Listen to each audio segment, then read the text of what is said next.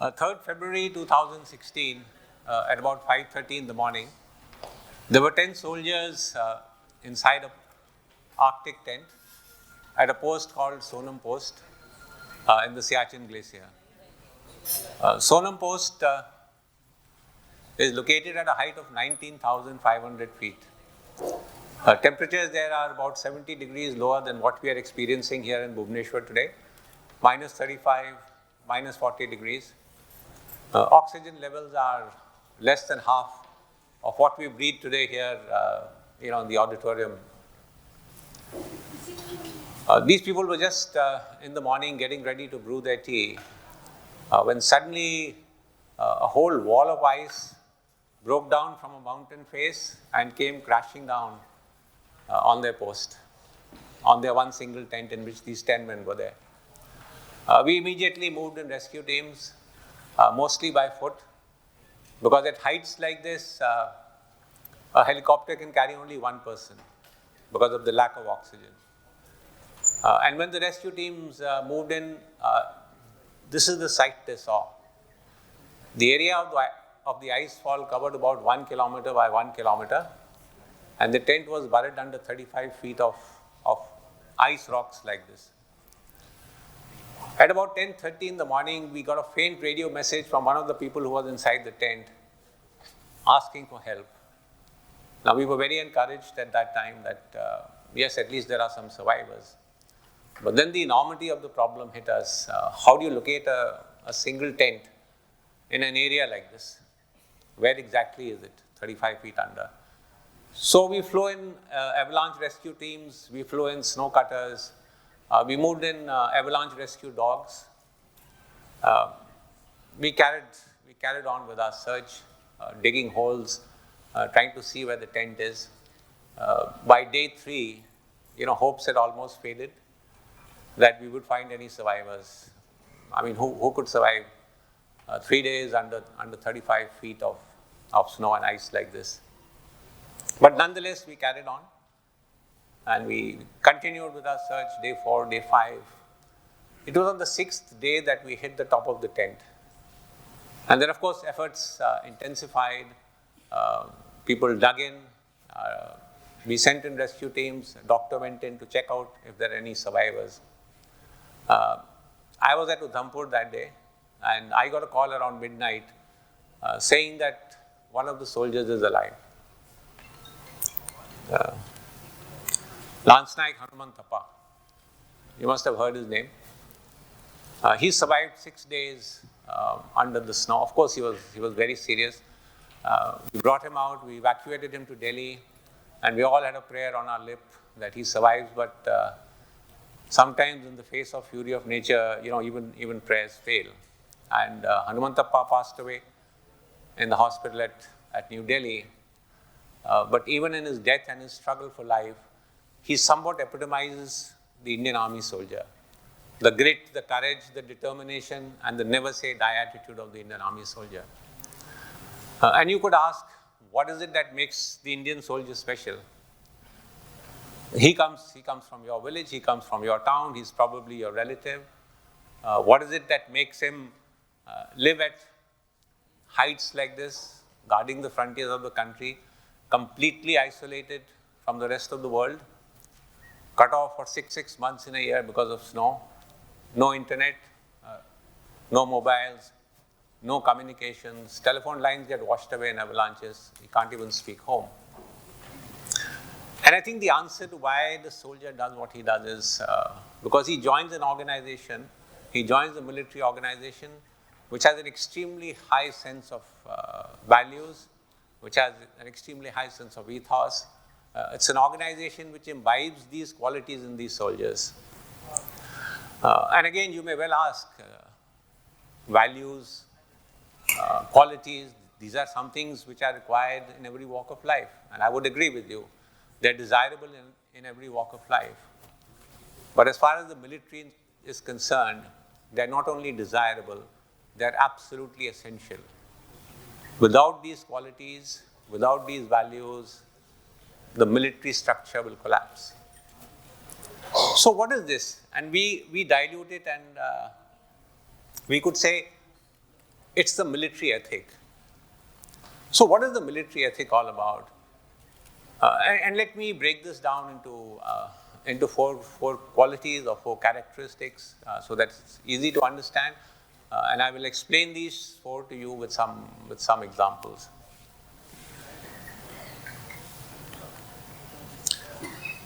And the first and foremost feature of the military ethic is the concept of unlimited liability. This term, unlimited liability, was coined by General Sir John Hackett, the British Army general, not many years ago. But the concept in itself is as old as soldiering itself. And what it essentially means is you could go to any limit in the line of your duty, including the laying down of your life. And this is where the military as a profession is unique in what it does. Apple, Samsung, Microsoft, Tata, Birla, these are absolutely wonderful organizations, great organizations. I know some of you will work in them, but they cannot demand of you that in the pursuance of your duty, you will give your life. This is a provision which is unique to the military and goes to the heart of understanding what is the meaning of duty to a soldier.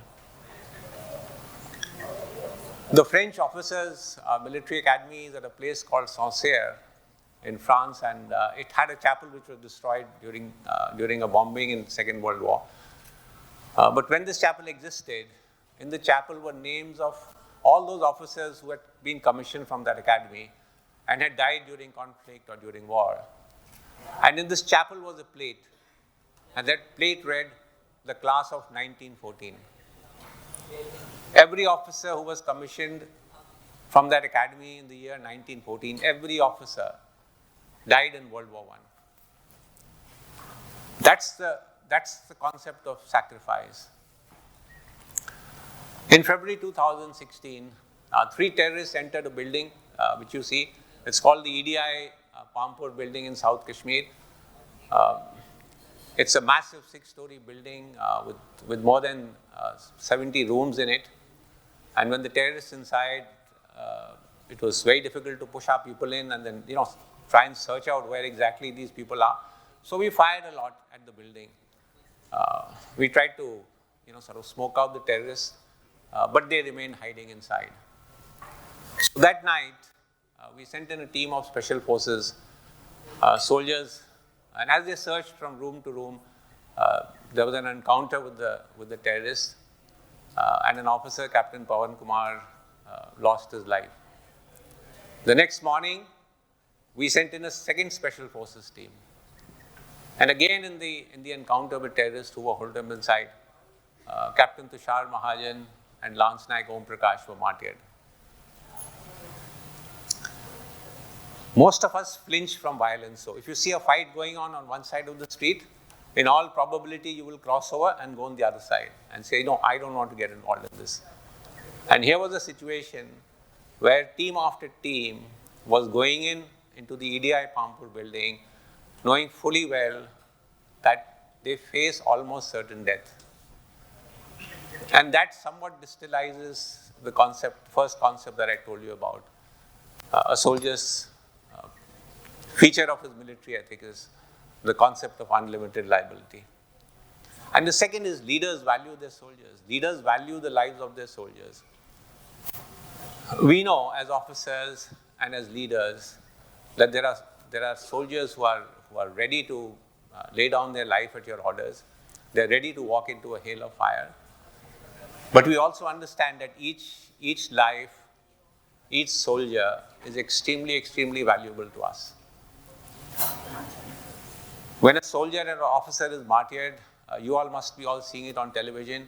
You look at his picture, you hear the stories of bravery, you hear the stories of valor, you feel proud that we've got such good officers and we've got such good soldiers.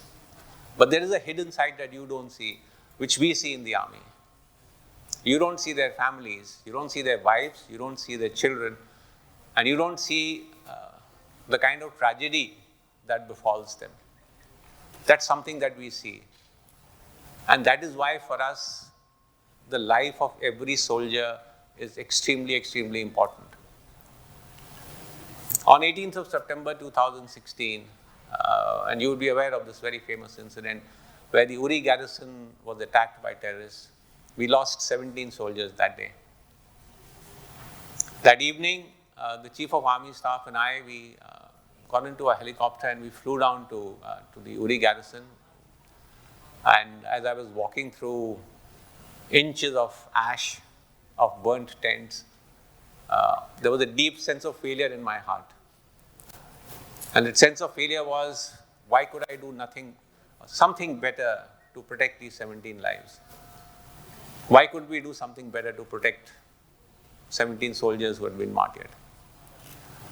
And so 48 hours later, when we were training and planning for the surgical strikes, one of the things that was foremost in our minds was, we must make sure that every man who's going for the surgical strike comes back alive.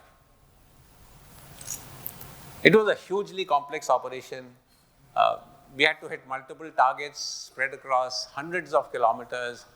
We had to cross what is possibly the most heavily guarded frontier in the world, the India-Pakistan border. Cross the Pakistani posts, go in depth, hit the terrorist camps, and then return the same way. And when our teams would across the line of control and carrying out their operation on the other side, and we were sitting in the operations room at Udhampur, again, the thought running in our minds was, I hope we have given them everything they need to carry out their operation and come back safely. That was the foremost thought which was running in our heads. And so when the last Indian soldier, after executing the surgical strike, stepped back across the line of control on his own 2 feet and safe, that gave us, I think, a huge sense of victory. Not the fact that you had hit some terrorists and killed them. The sense of victory was that all our soldiers are back and all are safe, all are alive.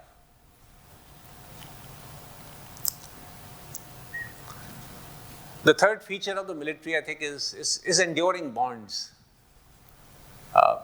When somebody joins the army, he joins a family. And the bonds that develop are perhaps stronger than bonds between brothers and bonds between brothers and sisters, bonds between family. And these bonds don't extend only between soldiers and soldiers or officers and their men. They extend to wives, they extend to families, they extend to children who also embrace the army as a part of their family. In 2015, a very senior officer, Colonel Santosh Mahadik, who was commanding a battalion in Kupwara in North Kashmir, in an encounter with terrorists, he was martyred. What you see on the slide is his wife, Swati Mahadik. His wife was at that time staying in Udhampur, where I was also posted. And my wife and other ladies, we went to pay condolences to Swati on the loss of her husband. And the first thing she said was, I want to join the army. We were completely astounded. She was well past the age where young officers, join the military. She had 2 children, a son aged 10 and a daughter aged 5. But she was completely determined. She said, I want to take the legacy of my husband forward. If he is put on a uniform, so must I put on the uniform. September last year, this is her photograph.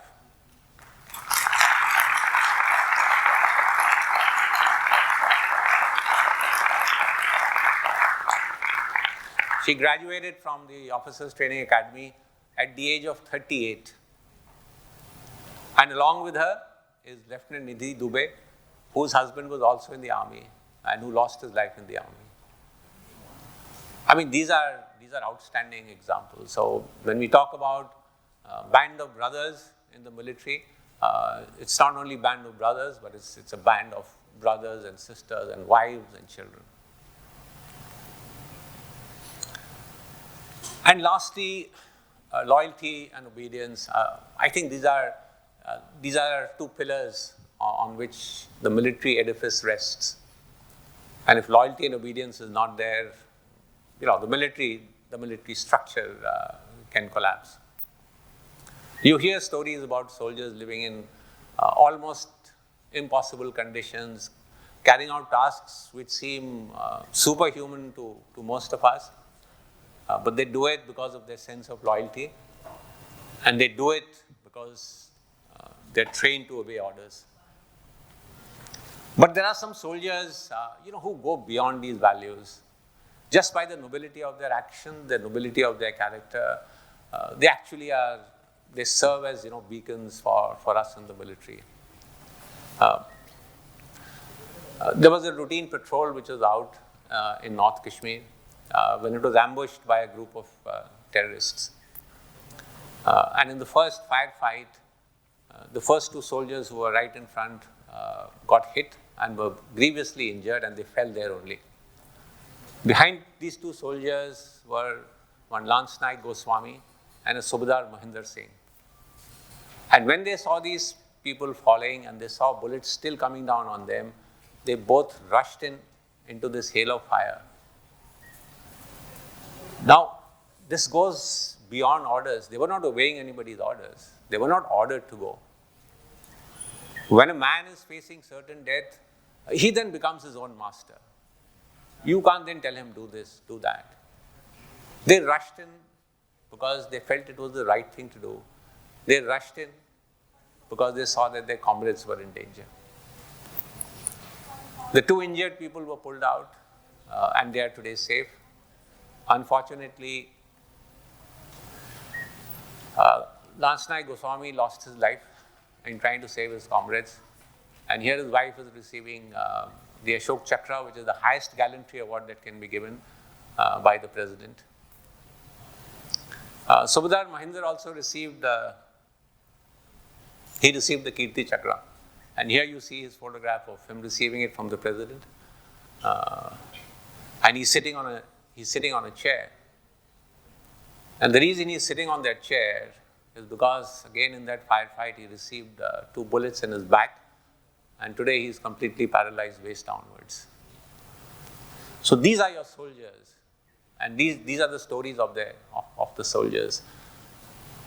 So let me just end again by flashing this slide again, the key features of the military ethic. And while they are relevant to the military profession, and we hold them very dear to our hearts, I think there are lessons in this for all of us to learn. Thank you very much.